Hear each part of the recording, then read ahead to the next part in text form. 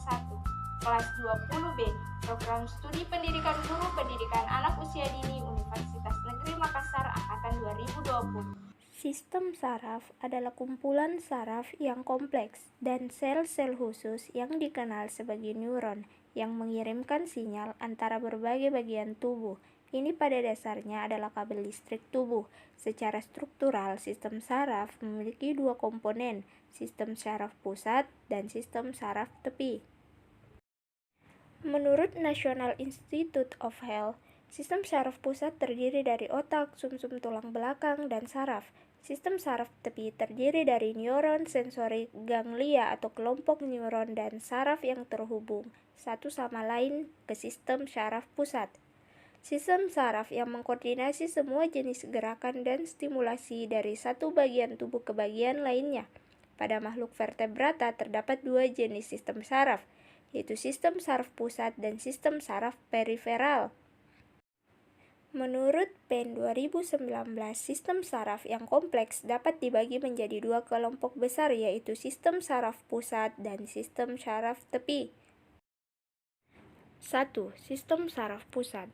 Menurut Joseph 2020, sistem saraf pusat mengendalikan seluruh pengaturan dan pengelolaan rangsangan, mulai dari mengatur pikiran, emosi, pernapasan, denyut jantung, pelepasan berbagai hormon, suhu tubuh, hingga koordinasi seluruh sel saraf untuk melakukan fungsi pengaturan di dalam tubuh. Sistem saraf pusat terbagi menjadi tiga, yaitu otak atau brain adalah organ yang berada di kepala sebagai pengendali semua fungsi tubuh manusia. Kemudian sumsum tulang belakang atau spinal cord berfungsi membawa informasi dari berbagai bagian tubuh ke otak dan sebaliknya.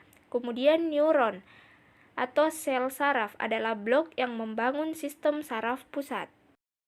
2. Sistem saraf tepi.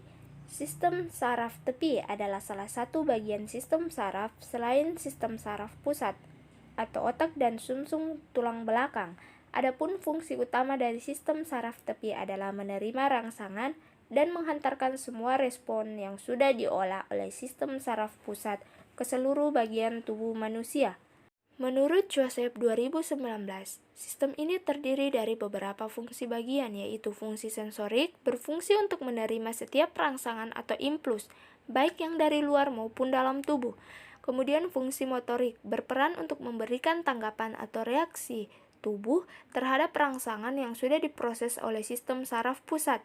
Kemudian fungsi somatik, mengelola respon semua kegiatan yang tidak disadari seperti respon flight or fight dan kebalikannya. Sistem saraf tepi diklasifikasikan menjadi dua, yaitu sistem saraf somatik atau kranial dan sistem saraf otonom. Cara kerja sistem saraf. Cherry 2020 menjelaskan bahwa sistem saraf pusat dan tepi berperan besar dalam mekanisme dalam tubuh. Dijelaskan bahwa sistem saraf dibagi menjadi dua bagian, yaitu sistem saraf pusat dan sistem saraf tepi. Sistem saraf pusat mencakup otot dan sumsum tulang belakang, sedangkan sistem saraf tepi mencakup semua saraf yang bercabang dari otak dan sumsum tulang belakang dan meluas ke bagian lain tubuh, termasuk otot dan organ. Setiap bagian dari sistem memainkan peran penting dalam bagaimana informasi dikomunikasikan ke seluruh tubuh. Sel-sel saraf. Komponen penyusun sistem saraf terdiri atas neuron atau sel saraf dan neuroglia atau biasa disebut sel glia. Dalam sistem saraf terdiri dari dua jenis utama dari sel yang dikenal sebagai neuron dan neuroglia. Pengertian neuron adalah struktur yang kompleks dan merupakan sistem komunikasi utama tubuh manusia, memiliki berbagai macam bentuk. Sedangkan pengertian neuroglia adalah merupakan tempat suplai nutrisi dan proteksi pada neuron. Neuroglia merupakan unsur seluler dari susunan saraf yang tidak menghantarkan sistem saraf. 1. Pengertian dan fungsi. Menurut Celik 2016, neuron atau sel-sel saraf adalah unit struktural dan fungsional dari sistem saraf, merupakan sel halus yang khusus untuk menghasilkan dan mengirimkan impuls saraf. Neuron dapat bervariasi dalam ukuran dan bentuk, tetapi memiliki banyak ciri-ciri yang umum.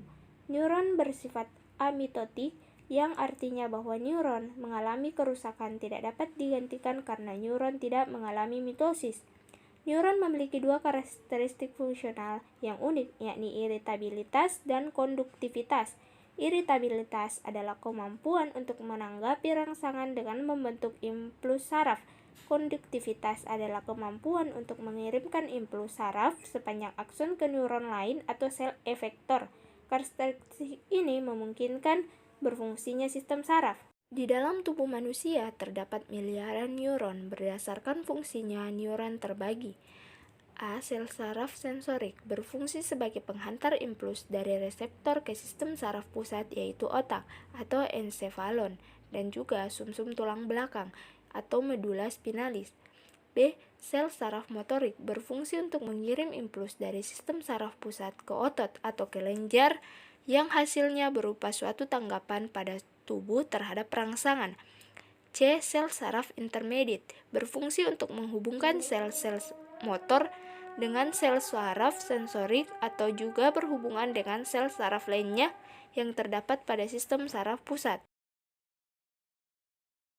2. Bagian-bagian sel saraf. Bagian-bagian sel saraf atau neuron terdiri dari dendrit, adalah cabang dari neuron. Sel saraf otak disebut neuron. Setiap neuron terdiri dari satu badan sel yang di dalamnya terdapat sitoplasma dan inti sel.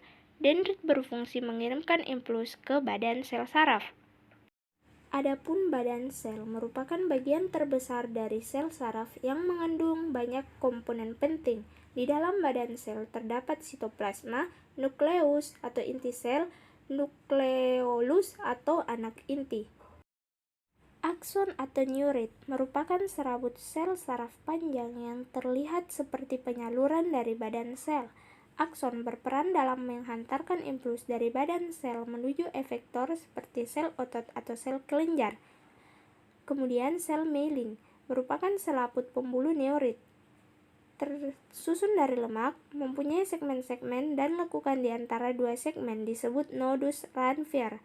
Fungsinya untuk melindungi sel saraf dari kerusakan dan mencegah bocornya impuls serta memperarat hantaran impuls yang masuk. Selubung myelin diproduksi oleh sel glial. Sel Schwann merupakan sel yang mengelilingi selubung myelin. Sel Schwann berfungsi untuk mempercepat jalannya impuls, menyediakan nutrisi bagi neurit, dan membantu regenerasi bagi neurit.